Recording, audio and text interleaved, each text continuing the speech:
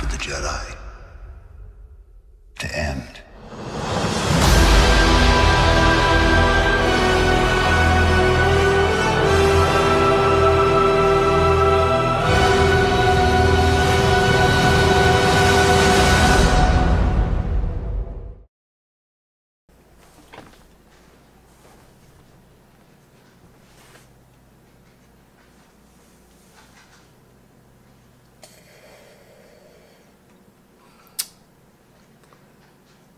I taste confusion. Well, everybody, welcome to the What's Up Podcast YouTube channel. My name is Cody from the What's Up Podcast, and today I want to talk about a very important subject. A little bit of an old one, but something very important nonetheless. Now, in case you haven't seen the Last Jedi trailer, I'm just kidding, who hasn't seen that? The part in the Last Jedi trailer that I want to refer to is the part that I introduced the video with, where Luke says it's time for the Jedi to end. Now, there's been a lot of speculation about what this means, and rightly so. This was once a very popular Jedi. Actually, some even say, in the extended universe, the most powerful Jedi. So that brings the question then, why would he want the Jedi to end? It's a very good question. And allow me to give my vast amount of Star Wars knowledge upon you. Yeah, so this guy right here, this guy with the beard, you see him? Here, let me zoom in further. Right there, see those eyes? That's the guy we're talking about. Luke Skywalker, okay? As many of you well know, in the previous generation of Star Wars, there was Anakin. Now, I don't know how many of you have watched more than just the movies, but there is an excellent TV show called Star Wars: The Clone Wars, which goes into great detail with 6 seasons about what happened in the Clone Wars. And then that event, there was a Padawan called Ahsoka that Anakin was assigned. Now this Padawan, Ahsoka, was very snippy. That's why he called her Snips. And she was very cunning. But the last season of, I forget what episode it is, but in the last season of the Clone Wars, Ahsoka is betrayed. She is falsely accused of a crime she did not commit, and therefore she flees the Jedi Temple. Eventually she is caught, and she's tried before her fellow Jedi. Anakin obviously hopes the highest for her, knowing that she could not do such a thing that she has been accused of. And in doing so, Ahsoka gets canned because the wise Jedi leaders do not see what is the truth. So, being fed up with this, Ahsoka goes on the run. Later on in the episode, she ends up they find out that she is not guilty. She didn't commit the crime. And they said, you are more than welcome to rejoin the Jedi Temple. And then Mace Windu says, sometimes we just realize that the Force works in mysterious ways, and it tests us in certain ways. And she's like, no, I'm not having that. So Ahsoka leaves the Jedi Temple. And as she's leaving, Anakin talks to her, and it breaks his heart, obviously. This is his Padawan. He's been through so much with. And I think this might even be a point for Anakin when he might see the flaw in the Jedi. But Ahsoka realizes the huge flaws in the Jedi, and she leaves. Now you cut forward to the new TV show, that is Star Wars Rebels, which is an amazing show. Also directed by the same person that did it for the Clone Wars, Dave Filoni. Amazing guy. Him and George are actually extremely good friends. That's why I think this show is so good. Well, anyways, Filoni portrays Ahsoka in a new way. When Ahsoka returns some years later, because Rebels now falls into the spectrum of about the era, I don't know how many years it is, but a few years before the events of Episode 4.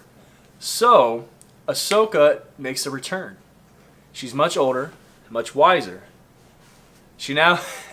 And when you see her at the end of Season 1, and a lot more in Season 2, She is wielding these amazing dual white lightsabers.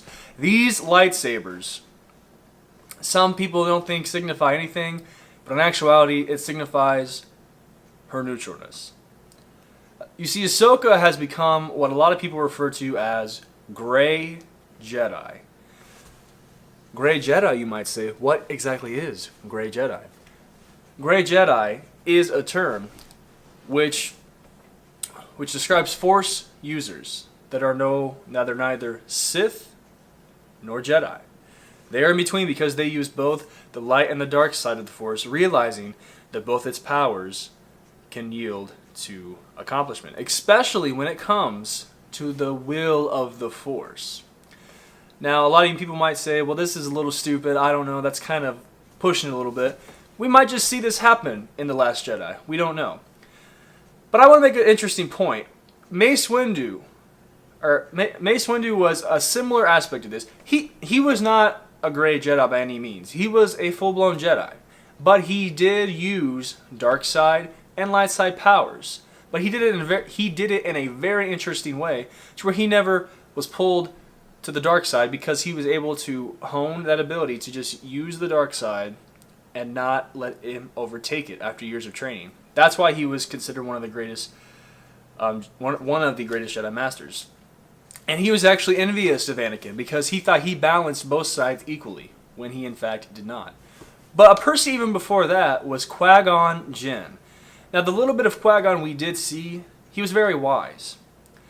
I think in a previous podcast we talked about, Gavin kind of disagreed with me on this point, but it's definitely worth mentioning.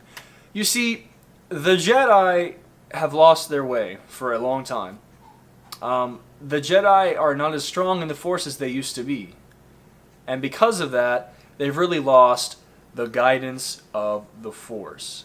Because when it comes to many decisions, instead of listening to the will of the Force, they listen to the Republic. The Republic.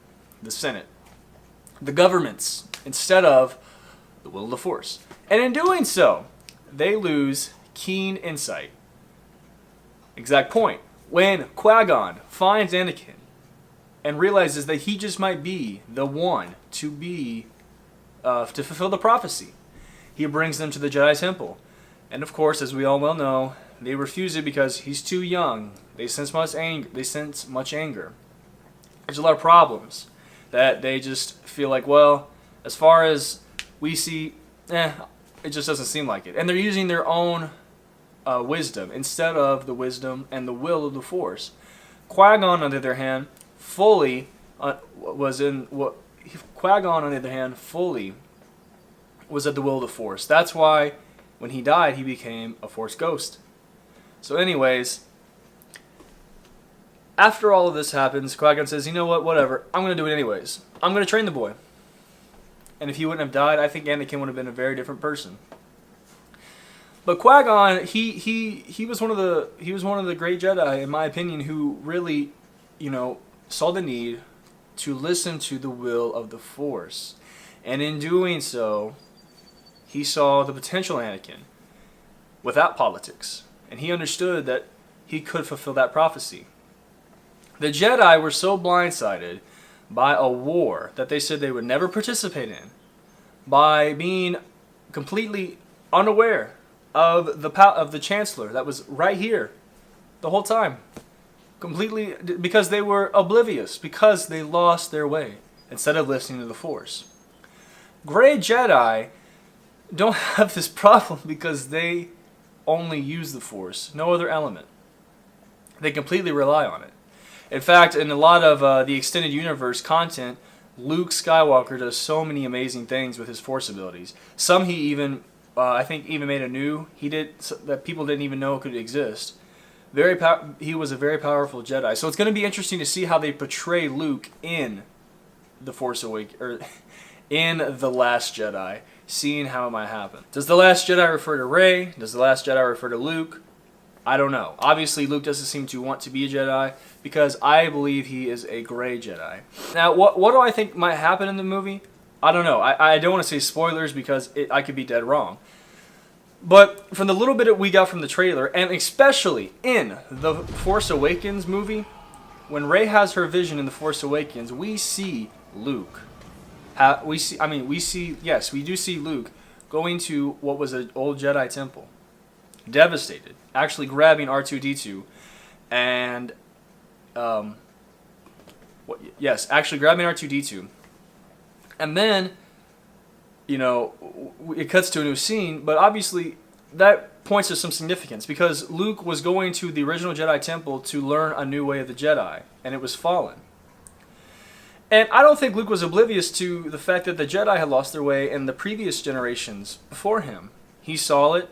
Obi-Wan no doubt told him about it.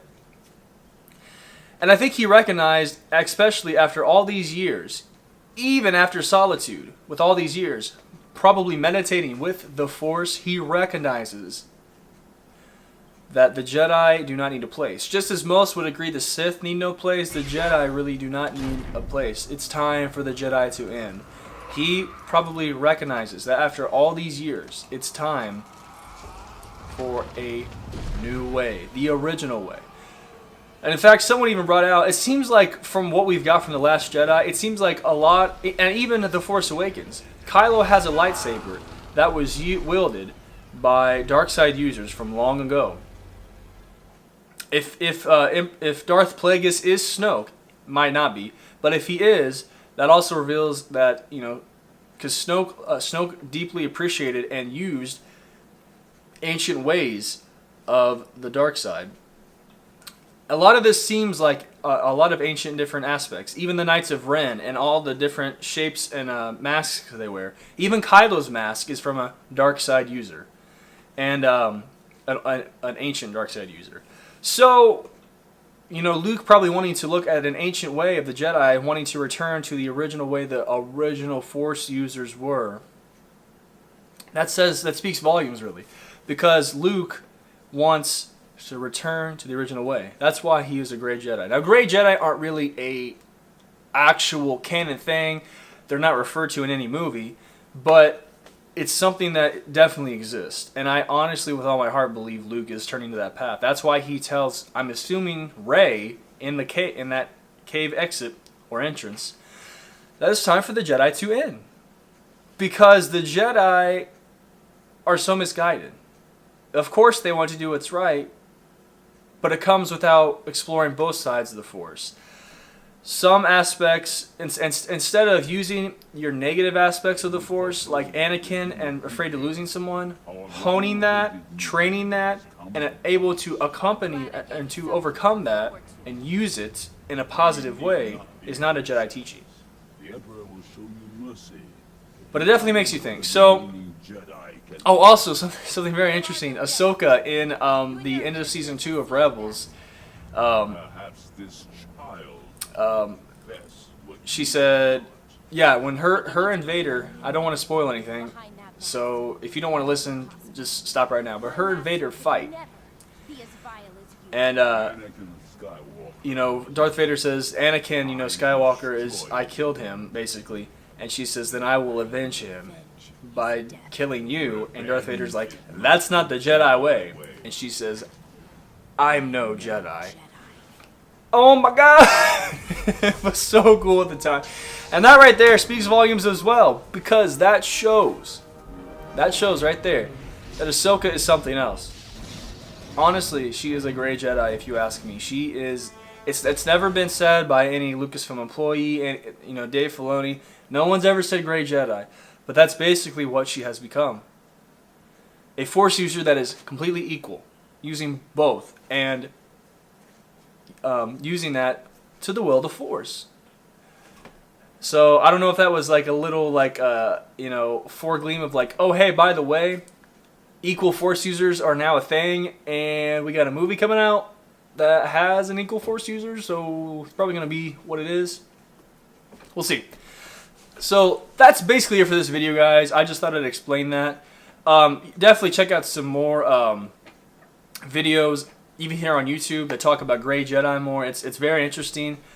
I could be dead wrong, but it seems like I might be right from all the Star Wars lore I know and all the different all the different aspects that point to maybe this happening.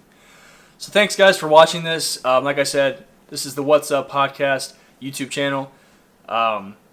We also have a fantastic Twitter account, and that's where our podcast is basically hosted. All of our updates, tweets, everything and anything about us is going to be there. I'll leave links to everything in the description because YouTube doesn't allow annotations anymore, which is stupid. So thank you very much, guys, and please be sure to subscribe and like the video if you did. If not, then don't. But thank you so much for watching, and we will see you next time.